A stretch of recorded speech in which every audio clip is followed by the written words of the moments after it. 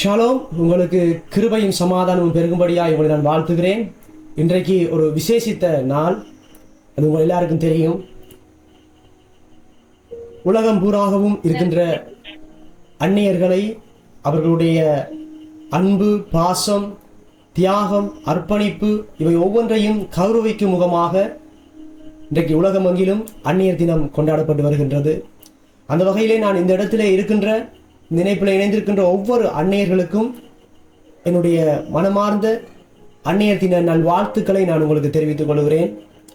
உங்களுடைய வாழ்க்கையிலே தேவனுடைய கிருபையும் சமாதானமும் பெருகும்படியாக நான் உங்களை வாழ்த்துகிறேன், உங்களை ஆசீர்வதிக்கிறேன். தேவனுடைய வார்த்தைக்கு நேராக நாங்கள் கடந்து செல்வோம். எனக்கு குறுகிய நேரமாக இருக்கிறபடினால அது சீக்கிரமாக நான் அந்த வார்த்தைகளாக எங்களை கடந்து செல்ல விரும்புகிறேன். ஏசாயா 66வது அதிகாரத்திலே 12ஆம் 13ஆம் வசனத்தை ஒருவர் மாத்திரம் உங்களோட மேக்க அன்மீட் பண்ணி வாசிங்க பார்க்கலாம். கர்த்தர் சொல்லுகிறது என்னவென்றால், இதோ நான் சமாதானத்தை ஒரு நதியை போலவும் ஜாதிகளின் மகிமையை புரண்டு ஓடுகிற ஆற்றை போலவும் அவளிடமாக பாயும்படி செய்கிறேன். அப்பொழுது நீங்கள் இடுப்பில் வைத்து தாளாட்டப்படுவீர்கள். ஒருவனை அவன் தாய் தேற்றுவது போல் நான் உங்களை தேற்றுவேன். நீங்கள் எருசலேமில் தேற்றப்படுவீர்கள். ஆமேன், ஆமேன், ஆமேன், ஆமேன். அருமையான ஒரு வார்த்தை கர்த்தர் சொல்லுகிறார். கர்த்தர் சொல்லுகிறது என்னவென்றால், தேவனே உங்களுக்கு சொல்லுகிறார், கர்த்தரே இந்த வார்த்தையை உங்களுக்கு சொல்லுகிறார். மிக கவனமாக கவனியுங்கள். இதோ நான் சமாதானத்தை ஒரு நதியை போலவும் ஜாதிகளின் மகிமையை புரண்டு ஓடுகிற ஆற்றை போலவும் அவளிடமாய் பாயும்படி செய்கிறேன். அப்பொழுது நீங்கள் முளைப்பால் குடிப்பீர்கள், இடுப்பில் வைத்து சுமக்கப்படுவீர்கள், முழங்காலில் வைத்து தாளாட்டப்படுவீர்கள். ஒருவனை அவன் தாய் தேற்றுவது போல நான் உங்களை தேற்றுவேன். நீங்கள் எருசலேமிலே தேற்றப்படுவீர்கள். இப்படியாக கர்த்தர் இந்த வார்த்தையை சொல்லுகிறார். ஒருவனை அவன் தாய் தேற்றுவது போல நான் உங்களை தேற்றுவேன் என்று சொல்லி நம்முடைய தேவன் சொல்லுகிறார். நீங்க இன்னொரு வசனத்தை நீங்க வாசிக்கலாம். யோவான் 16வது அதிகாரம் 7வது வசனத்தை ஒருவர் வாசிங்கள் கேட்கலாம். யோவான் 16:7. நான் உங்களுக்கு உண்மையாய் சொல்லுகிறேன், நான் போகிறது உங்களுக்கு பிரயோசனமாய் இருக்கும். நான் போகாதிருந்தால் தேற்றரவாளன் உங்களிடத்தில் வரார். நான் போவேனே ஆகில் அவரை உங்களிடத்துக்கு அனுப்புவேன். ஆமென். இங்கே இயேசு அருமையாக சொல்லுகிறார், நான் உங்களுக்கு உண்மையை சொல்லுகிறேன், நான் போகிறது உங்களுக்கு பிரயோஜனமாயிருக்கும். நான் போகாதிருந்தால் தேற்றரவாளன் உங்களிடத்தில் வரார். தேற்றரவாளன் அப்படி என்று சொல்லுகிறார். அங்கே ஏசாயாவிலே தேவன் சொல்லுகிறார், ஒருவனை அவன் தாய் தேற்றுவது போல நான் உங்களை தேற்றுவேன் என்று சொல்லுகிறார். இங்கே எனக்கு பிரியமான அன்பு தேவனுடைய பிள்ளைகளே, அருமையான தாய்மார்களே, நீங்கள் மிக கவனமாக கவனியுங்கள். இங்கே நம்முடைய தேவன் ஒரு தாய் தேற்றுவது போல நான் உங்களை தேற்றுவேன் என்று சொல்லுகிறார். அங்கே இயேசு சொல்லுகிறார், நான் போவாட்டிக்கு தேற்றரவாளன் உங்களிடத்துல வரமாட்டாரு. அப்ப நான் போறது உங்களுக்கு நல்லது, நான் போய் தேற்றரவாளனை உங்களிடத்துல அனுப்புவேன் என்று சொல்லுகிறார். அதே போல பரிசுத்த ஆவியானவர் இந்த பூமிக்கு வருகிறார். நீங்க நல்லா கவனிங்க. நம்முடைய தேவன் பிதா, குமாரன், பரிசுத்த ஆவியாகிய நம்முடைய திரியேக தேவன். இந்த திரியேக தேவனுக்குள்ளே ஒரு தாய்மை இருக்கிறது என்பதை இந்த நேரத்திலே நீங்கள் புரிந்து கொள்ள வேண்டும். ஒரு தாய்மை, அதை பரிசுத்த ஆவியானவரை வேதம் நமக்கு ஒரு தாய்மைக்கு ஒப்பிடுகிறது. இங்கே சொல்லப்படுகிறது, கர்த்தர் ஒருவனை தாய் தேற்றுவது போல நான் உங்களை தேற்றுவேன் என்று சொல்லுகிறார். ஒரு தாய்க்கு தன்னை ஒப்பிடுகிறார். ஒரு தாய்மைக்கு, தாய்மை உள்ளத்துக்கு அங்கே தேவன் தம்மை ஒப்பிடுகிறார். அப்ப அந்த திரியேகத்துக்குள்ளே பிதா, குமாரன், பரிசுத்த ஆவியாகிய இந்த திரியேகத்துக்குள்ளே ஒரு தாய்மை உணர்வு, ஒரு தாய்மை உள்ளம் இருக்கிறது என்பதனை நீங்கள் ஒவ்வொருத்தரும் புரிந்து கொள்ள வேண்டும்.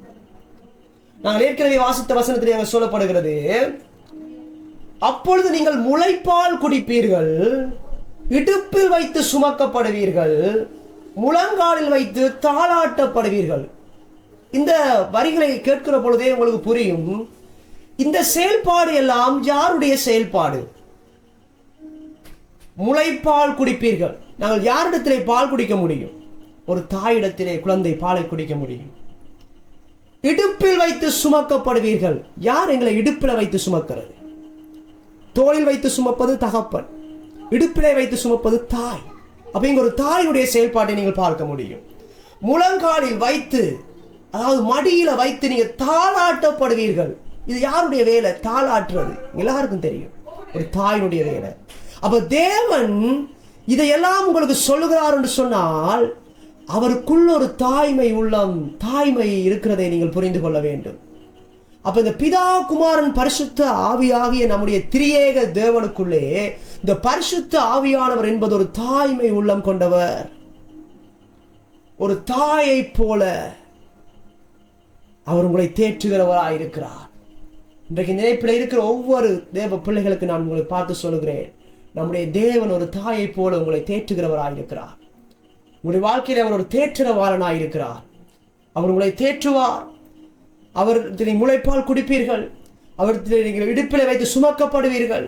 அவர் மடியில் வைத்து உங்களை தாளாட்டுவார். அப்படிப்பட்ட ஒரு திரியேக தேவனை நானும் நீங்களும் ஆராதித்துக் கொண்டிருக்கிறோம். இன்றைக்கு இந்த உலகத்திலே தாயானவனை நீங்க எடுத்து பார்த்தீங்கன்னு சொன்னால் தனக்கு என்னதான் கஷ்டம் என்று சொன்னாலும் அதை சகித்து கொண்டு தன்னுடைய பிள்ளைக்காகவே தன்னுடைய குடும்பத்துக்காக அவள் வாழ்க்கையை நடத்துகிறவள். அப்படிப்பட்டவள் தான் ஒரு தாய். இங்கே தேவன் தன்னையே நமக்காக கொடுத்து என்னையும் உங்களையும் அவர் நேசித்திருக்கிறார். எப்படிப்பட்ட ஒரு தாய்மை உள்ளம் கொண்டவர் பாருங்க. தாயை போல தேற்றுவேன் என்று சொல்லுகிறார். இதோடு அவர் விடையில்லை. ஒருவேளை நாங்கள் சொல்லுகிற தாய் தேற்றுவாள், இந்த பூமியிலே தாய் என்பவள் நல்லவள், அவள் தன் பிள்ளைக்கு இறங்குவாள், பிள்ளையை பாதுகாப்பாள், பிள்ளையை அரவணைப்பாள், பிள்ளை மீது அன்பு செலுத்துவாள், அப்படிப்பட்ட ஒரு நபர் தான் தாய் என்று சொல்லி நாங்கள் சொன்னாலும், ஒருவேளை வேதம் சொல்லுகிறது அவள் அப்படி இல்லாவிட்டாலும், வசனத்தை நாங்கள் வாசிப்போம். ஏசாயா 49வது அதிகாரம் 15வது வசனத்தை நீங்க வாசிப்பீங்கன்னு சொன்னால், ஸ்திரியானவள் தன் கர்ப்பத்தில் பிள்ளைக்கு இறங்காமல் தன் பாலகனை மறப்பாளோ, அவள் மறந்தாலும் நான் உன்னை மறப்பதில்லை. ஆமென், ஆமென். இங்கே தேவன் சொல்லுகிறார், ஸ்திரியானவள் தன் கர்ப்பத்தின் பிள்ளைக்கு இறங்காமல் தன் பாலகனை மறப்பாளோ. ஒரு தாய் எப்படியோ தன் பிள்ளையை மறக்க மாட்டாள், மறப்பாளோ. தன் பிள்ளைக்கு பால் கொடுக்காம இருப்பாளோ, தன் பிள்ளைக்கு உணவு ஊட்டாமல் இருப்பாளோ. அவர்கள் மறந்தாலும், ஒருவேளை அப்படி அவள் இந்த தாய் மறக்க மாட்டாள் என்று சொல்ற அந்த தாய் கூட மறந்தாலும் நான் உன்னை மறப்பதில்லை என்று சொல்லி தேவன் சொல்லுகிறார். ஒரு ஆமேன்னு சொல்லுங்க பார்க்கலாம். அப்ப தாயை போல தேற்றுவேன் என்று சொன்னவர் இங்க சொல்லுகிறார், அந்த தாய் மறந்தா கூட நான் உன்னை மறப்பதில்லை. ஒருவேளை அந்த தாய் கூட மறந்து போகலாம், அவள் கூட உனக்கு ஒரு நன்மை செய்யாமல் போகலாம், அவள் கூட உனக்கு இறங்காமல் போகலாம், அப்படி இருந்தாலும் நான் உன்னை மறப்பதில்லை அப்படின்னு சொல்லுகிறார். தாயை விட நான் மேலானவர் என்பதை தேவன் காட்டுகிறார். அப்படிப்பட்ட ஒரு தேவனை நான் நீங்களும் ஆராதிக்கிறோம். இன்றைக்கு இந்த ராத்திரி இந்த செய்தியை கேட்டுக்கொண்டு உங்களுடைய வாழ்க்கையிலே ஒருவேளை நீங்கள் பல போராட்டங்களோடு இருக்கலாம், பல பிரச்சனைகளோடு இருக்கலாம், மனதிலே சில குழப்பங்களோடு இருக்கலாம். அநேக அந்நியர்கள் மனதிலே குழப்பங்களோடு, காயங்களோடு, வேதனைகளோடு இன்னைக்கு வாழ்ந்து கொண்டிருக்கிறார்கள். அவர் மறக்காதவர், உங்களை அவர் மறக்காதவர். ஒருபோதும் அவர் உங்களை மறப்பதில்லை. நான் உன்னை மறப்பதில்லை. உன் தாய் மறந்தா கூட நான் உன்னை மறப்பதில்லை. நீ நம்பி இருக்கிற மனிதர்கள் உன்னை மறந்தால் கூட நான் உன்னை மறப்பதில்லை. ஒருவேளை நீ பெற்ற உன் பிள்ளைகள் கூட உன்னை மறந்தால் கூட நான் உன்னை மறப்பதில்லை என்று சொல்லி தேவன் சொல்லுகிறார். அருமையான தேவனுடைய பிள்ளையே, நீ வாழுகிற வாழ்க்கை அவருக்கு தெரியும். நீ கடந்து போகிற சூழ்நிலை அவருக்கு தெரியும். நீ எப்படிப்பட்ட சூழ்நிலை இருக்கிறாய் என்பது அவருக்கு தெரியும். என் தேவனுடைய வாழ்க்கையிலே அற்புதத்தை செய்ய அவர் போதுமானவராயிருக்கிறார். இந்த சூழ்நிலையில் ஒன்றுமே இல்லாத ஒரு நிலைமையில நீ இருக்கலாம், ஆனால் தேவன் சொல்கிறார், நான் உன்னை மறப்பதில்லை, நான் உன்னை மறப்பதில்லை. அன்றைக்கு தேவன் ஆபிரகாம் சாராளுக்கு வாக்கு கொடுத்தவர். அவருடைய வாழ்க்கையில ஒரு குழந்தை கூட இல்லை, ஒரு பிள்ளை கூட இல்லை, ஆனா வாக்கு கொடுக்கிறார், நீ அநேகம் ஜாதிகளுக்கு தாயாயிருப்பாய் என்று சொல்லி வாக்கு கொடுக்கிறார். அநேகம் ஜாதிகளுக்கு. அவள் ஒரு பிள்ளை கூட இல்லாம இருக்கிறாள். அவளை பார்த்து சொல்லுகிறார், அந்த நிலைமையில தேவன் சொல்லுகிறார், நீ அநேகம் ஜாதிகளுக்கு நீ தாயாயிருப்பாய். நான் அவளை ஆசீர்வதித்து அவளாலே உனக்கு ஒரு குமாரனையும் தருவேன். அவள் ஜாதிகளுக்கு தாயாகவும் அவளாலே ஜாதிகளின் ராஜாக்கள் உண்டாகவும் அவளை ஆசீர்வதிப்பேன் என்று சொல்லுகிறார். தேவன் அங்கே சாராளை ஆசீர்வதிக்கிறார். நீ அநேகம் ஜாதிகளுக்கு நீ தாயாயிருப்பார், உன்னிடத்திலிருந்து ஜாதிகளின் ராஜாக்கள் உண்டாவார்கள் என்று சொல்லி அவளை ஆசீர்வதிக்கிறதை நாங்கள் பார்க்கிறோம். இந்த இணைப்புல இணைந்திருக்கிற அன்பு தேவனுடைய பிள்ளைகளை, இப்ப நீங்க ஒரு சூழ்நிலையில ஒன்றுமே இல்லாதவர்களை போல இருக்கலாம். எனக்கு ஒன்றுமே இல்லை, என்னோட வசதி இல்லை, அந்தஸ்து இல்லை, பணம் இல்லை, என்னோட படிப்பு இல்லை, அறிவு இல்லை, என்ன வேணா நீ இல்லை என்று சொல்லலாம். ஆனால் இந்த சூழ்நிலையில தேவன் சொல்லுகிறார், நான் உன்னை மறப்பதில்லை, நான் உன்னோடு கூட இருக்கிறேன், உன்னை நான் ஆசீர்வதிக்கிறேன் என்று சொல்லுகிறார். நீ அநேகம் ஜாதிகளுக்கு தாயா இருப்பாய் என்று சொல்லுகிறார். இந்த செய்தியை கேட்டுக்கொண்டு நீங்க ஒரு பிள்ளை இல்லாமல் கூட இருக்கலாம். ஆனால் கர்த்தர் சொல்றார், இந்த சூழ்நிலையில ஒரு பிள்ளை கூட இல்லாத அந்த சூழ்நிலையில தான் அவர் சாராளுக்கு வாக்கு கொடுக்கிறார், நீ அநேகம் ஜாதிகளுக்கு தாயா இருப்பாய். இன்றைக்கு உங்களுக்கு கர்த்தர் வாக்கு கொடுக்கிறார், நீ அநேகம் ஜாதிகளுக்கு நீ தாயாயிருப்பாய், தாயாயிருப்பாய். தேவன் உன்னை குறித்து வைத்திருக்கிற திட்டம் மேலானது. தேவன் உங்களை குறித்து வைத்திருக்கிற அவருடைய சித்தம் மேலானது. இன்றைக்கு கர்த்தர் உங்களோடு கூட பேசுகிறார். அவர் உங்களை ஆசீர்வதிக்கிறார், உங்களை ஆசீர்வதிக்கிறார்.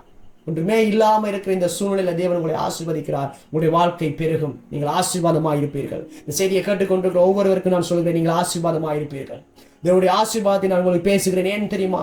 தேவன் நீங்கள் ஆசீர்வாதமாக இருப்பீர்கள். ஏன் தெரியுமா? நீங்கள் தேவனால் மறக்கப்படுவதில்லை. தேவன் சொல்கிறார், நான் உன்னை மறப்பதில்லை, நான் உன்னை மறப்பதில்லை, நான் உன்னை உள்ளங்கைகளில் வரைந்திருக்கிறேன் என்று சொன்னவர். உள்ளங்கைகளிலே வரைந்திருக்கிறார். அவர் உன்னை மறப்பதில்லை. நீங்கள் ஆசீர்வாதமாக இருப்பீங்க, நீங்க ஆசீர்வாதமாக இருப்பீங்க. மறுபடியும் நான் சொல்லியிருக்கிற ஒவ்வொரு அந்நியர்களுக்கு நான் சொல்லுகிறேன், நீங்கள் ஆசீர்வாதமாக இருப்பீங்கம்மா, அம்மா, நீங்க ஆசீர்வாதமாக இருப்பீங்க. ஏன்னா தேவன் உங்களை மறப்பதில்லை, தேவன் உங்களை மறப்பதில்லை. இந்த அந்நிய தினத்தில் நான் உங்களுக்கு பார்த்து சொல்கிறேன், நீங்கள் தேவனால மறக்கப்படுவதில்லை. அதனால நீங்கள் ஆசீர்வாதமாக இருப்பீர்கள், நீங்கள் சந்தோஷமாக இருப்பீர்கள், நீங்கள் சமாதானமாக இருப்பீர்கள். தேவனுடைய கிருபையும் சமாதானமும் உங்களுடைய வாழ்க்கையிலே, உங்களுடைய குடும்பத்திலே பெருகும்படியாய் நான் உங்களை ஆசீர்வதிக்கிறேன். நாங்கள் ஜெபம் செய்வோம். எங்களை நேசிக்கிற அன்பின் பரலோக பிதாவே, இந்த செய்தியை கேட்டுக்கொண்டிருக்கிற ஒவ்வொரு தாய்மார்களுக்காய், ஒவ்வொரு தேவ பிள்ளைகளுக்காய் நான் ஜெபிக்கிறேன். இந்த அந்நிய தினத்திலே இவர்கள் எப்படிப்பட்ட ஒரு சூழ்நிலை இருந்தாலும் தேவரீர், நான் இவர்களை பார்த்து பேசுகிறேன், இவர்கள் ஆசீர்வாதமாய் இருப்பார்களாக, இவர்கள் சமாதானமாய் இருப்பார்களாக, இவர்கள் சந்தோஷமாய் இருப்பார்களாக. இந்த தாய்மார்கள் நீடித்த ஆயுளோடு இவர்கள் வாழ்வார்களாக. ஒவ்வொரு குடும்பங்களிலும் இருக்கிற ஒவ்வொரு தாய்மார்களுக்காக நான் செபிக்கிறேனப்பா. இவர்கள் நல்ல சுகத்தோடு, பலத்தோடு, ஆரோக்கியத்தோடு நீடித்த ஆயுள்வர்களுக்கு உண்டாகும்படியாக நான் செபிக்கிறேன். இவர்கள் முதிர் வயதிலும் கனி கொடுத்து புஷ்டியும் பசுமையுமாய் இருப்பார்கள் என்று சொன்ன வாக்கு தத்துவத்தை கொண்டு இவர்களை நான் ஆசீர்வதிக்கிறேன். இவர்கள் ஆசீர்வாதமாக இருக்கட்டும் அப்பா. இந்த செய்தியை கேட்டுக்கொண்டு ஒவ்வொரு நபருக்காக நான் செபிக்கிறேன். இந்த ஆசீர்வாதம் இவர்களுக்குள்ளே, இவருடைய குடும்பத்துக்குள்ளே கடந்து செல்லும்படியாக நான் செபிக்கிறேன் அப்பா. நீர் இவர்களை மறப்பதில்லை என்பதை இந்த வேளையில் இவர்களோடு பேசிக் கொண்டிருக்கிறேன்.